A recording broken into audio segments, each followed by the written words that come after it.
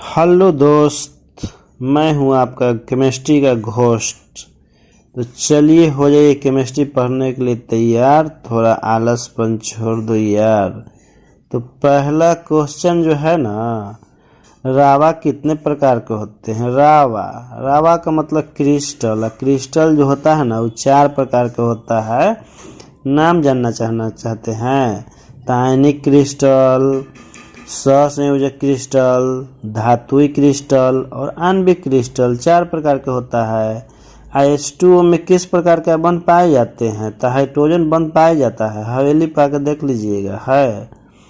एक फैराडे विद्युत कितने कूलम के बराबर होते हैं। तो 96,500 कूलम। अब प्रतिरोध के प्रतिलोम को कहते हैं चालकता। अब 5 नंबर है नु, इसका आंसर ए होगा। बढ़ता है। रासायनिक अधिशोषण होता है अनुत्क्रमणीय। एक बार हो जाएगा ना तो फिर रिवर्स में नहीं आता है। हो गया सो हो गया। जैसे कि रासायनिक अभिक्रिया की बात कर रहे हैं, जैसे कि एग्जाम्पल नहीं देंगे लेकिन हंसे लगता है सब। 7 नंबर लोहे का मुख्य अयस्क हेमाटाइट। और 8 नंबर के जो है ना वो चुंबकीय कण के लिए होता है। कॉपर माटे में Cu2SiFeS होता है। आवर्त सारणी में ग्रुप 15 में नाइट्रोजन के अलावा फास्फोरस भी होता है। नाइट्रोजन के परिवार में फास्फोरस होता है जेकर मुखिया नाइट्रोजन होता है, ठीक ना। डी ब्लॉक के तत्वों को किस नाम से जानता है। संक्रमण तत्व। कैसे कि डी ब्लॉक में अधिकांश के डी ब्लॉक खाली रहता है। जिंक है संक्रमण तत्व की श्रेणी में ही है, लेकिन ये संक्रमण तत्व नहीं है, लेकिन फिर भी क्या करे, डी ब्लॉक के संक्रमण तत्व कहते हैं, ओकरे श्रेणी में हुआ है। तो वही बात कि जैसन के घर में रहिएगा वैसन करने के नाम से जानल जाइएगा। तो इसीलिए इसको भी संक्रमण तत्व कहते हैं, लेकिन ये होता नहीं है संक्रमण तत्व जिंक के। लेकिन फिर भी ऑप्शन ही नहीं बचल है तो क्या करे, ये मार दिए। 13 नंबर जो है ना इसका आंसर होता है सी।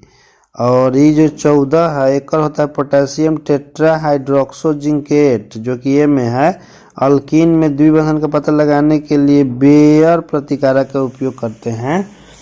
और इसके बाद देखिए 16 नंबर है नु, वो प्रतिबिंब रूपता का आंसर है।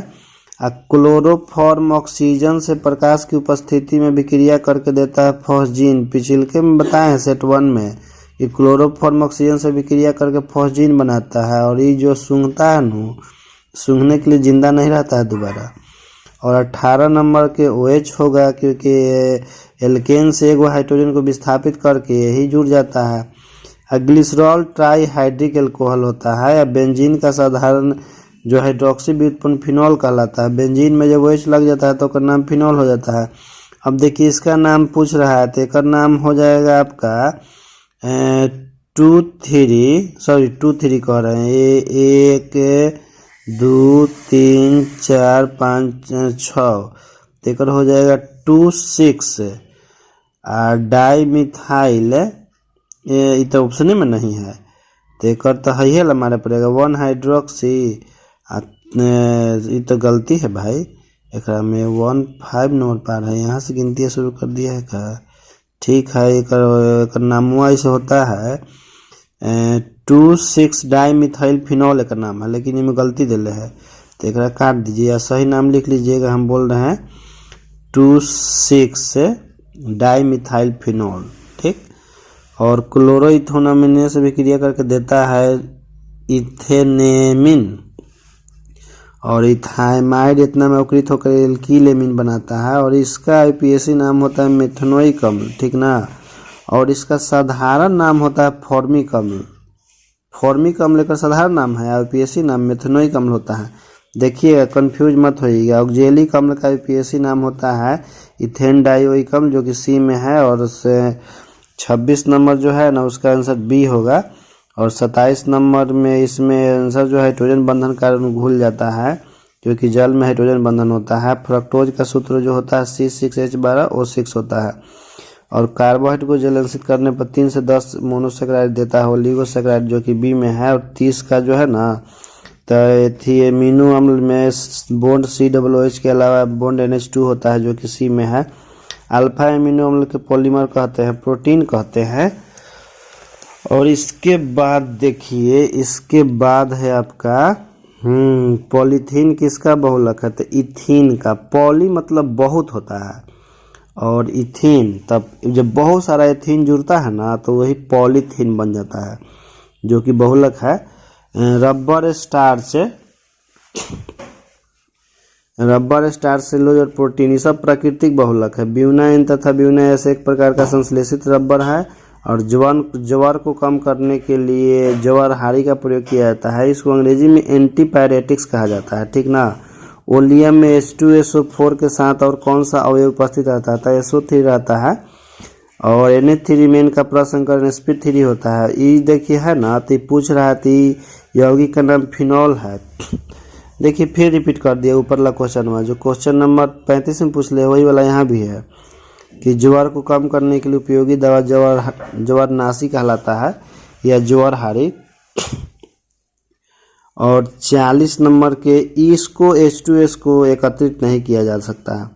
और इसमें सिग्मा बंधन जो है 4 गो होता है। आवर्त सारणी में द्वितीय आवर्त में 8 गो तत्व है। और इसमें जो है 43 नंबर का D है, क्योंकि इसमें सब के सब सुचालक है।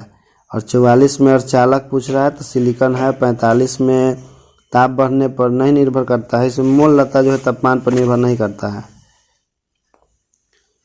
और सोडा वाटर में जल और CO2 होता है, एक जिसको प्रयोग हम पीने में करते हैं, पेप्सी सब में जो होता है। और इसके बाद है 47 नंबर में कि लोहे को जंग से बचाने के लिए PbO2 का प्रयोग करते हैं। लोहे पर जंग लगने के लिए आर्द्र वायु काफ़ी होता है। आर्द्र वायु में लोहा में जंग लग जाता है, जो कि बरसात के दिन में आप लोग देखते होंगे। निम्नलिखित में से सबसे प्रबल ऑक्सीकारक फ्लोरीन होता है। ये इलेक्ट्रॉन खींचने की कैपेसिटी इसके पास सबसे ज़्यादा होता है। धात्विक बंधन इनमें से किस में पाया जाता है, तो धातुओं में पाया जाता है। सिनेबार का फॉर्मूला होता है SgS और गैलेना का कहेगा तो PbS हो जाएगा, ठीक। ऑक्सीजन के 72 कक्षा के इलेक्ट्रॉनिक विन्यास होता है 2s2 और 2p4, तो इसका ए हो जाएगा। इसके बाद देखिए 43 नंबर मैग्नीशियम धातु के बाहरी कक्षा में पाए जाने वाले इलेक्ट्रॉनों की संख्या 2 होती है। p ऑर्बिटल का आकार डमरूकार होता है, जिसको हिंदी में डमरूकार और अंग्रेजी में डम्बेल कहते हैं। और d ऑर्बिटल का कहेगा तो डबल डमरूकार होता है, ठीक, डबल डम्बेल। और f ऑर्बिटल का जो होता है वो कम्प्लेक्स होता है। और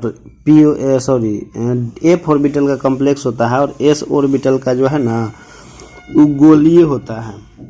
ध्यान से सुन लीजिए, s ऑर्बिटल का आकार गोलाकार होता है, और p का डम्बेल होता है, d का डमरूकार होता है और f का जटिल होता है। निम्नलिखित में से कास्टिक सोडा का सूत्र जो होता है NaOH होता है। और यदि कास्टिक पोटास कहेगा तो उसमें KOH होता है। दोनों में OH होता है, लेकिन कास्टिक पोटास में सोडियम होता है। पोटास मतलब पोटेशियम और सोडा माने सोडियम। तो देखिए 55 के ए होगा। अब पोटास एलम है एक युग्म लवण है। युग्म लवण मतलब जोड़ा में। हीरे में कार्बन का प्रसंकरण sp3 होता है, ग्रेफाइट में sp2 होता है। और 58 में ही तो फिनॉल है। बेंजीन में पाई बंधनों की संख्या 3 होता है, क्योंकि 3 जगह डबल बंधन होता है इसमें। और डबल बंधन में से एगो पाई होता है, बाकी सिग्मा होता है, तो 3 गो होगा पाई बंधन इसमें। और उजला में पीला फास्फोरस अपरूप है। और ये जो 61 नंबर है ना, इसमें धरती में प्रचुर मात्रा में एल्युमिनियम पाया जाता है। और बी जो है आपका 62 नंबर ये सब हैलोजन है। हैलोजन में आता है इथीन बहुलीकृत होकर के आपका पॉलीथीन बनाता है। और सोडियम बेंजोएट और सोडा लाइम के मिश्रण को गर्म करने पर उससे बेंजीन बनता है। जब फिनॉल को जस्ता चूर्ण के साथ गर्म किया जाता है तो बेंजीन बनता है। निम्नलिखित में से कौन एक अक्रिय गैस है, तो नियॉन है। अक्रिय गैस 6 होता है, helium, neon, argon, krypton, radon और जेनॉन, ठीक। और 67 में इसमें बायोडिग्रेडेबल मतलब कि जैव निम्नीकरणीय जो मिट्टी में सड़ गल जाता है। इसमें से सेलुलोज है, जो कि पेड़ पौधा में पाया जाता है प्रचुर मात्रा में, तो इसमें डी होगा। और एल्डिहाइड के ऑक्सीकरण से बनता है कार्बोक्सिलिक अम्ल। और इतना में Fe का ऑक्सीकरण संख्या निकालने पर 3 आता है। और 70 में है कि चिलेटिन लिगेंड है, तो ये वाला आपका चिलेटिन लिगेंड होता है। तो ये तो लगता है कि ख़त्म हो गया। चलिए इसके बाद तीसरा सेट देखते हैं। इसी तरह से लगे रहें दोस्त। इस बार हम लोग क्या करेंगे कि ऑब्जेक्टिव यदि परीक्षा से पढ़ लेते हैं तो 35 में तो 35 काम भर हो ही जाएगा। तो चलिए इसके बाद अगला सेट देखते हैं।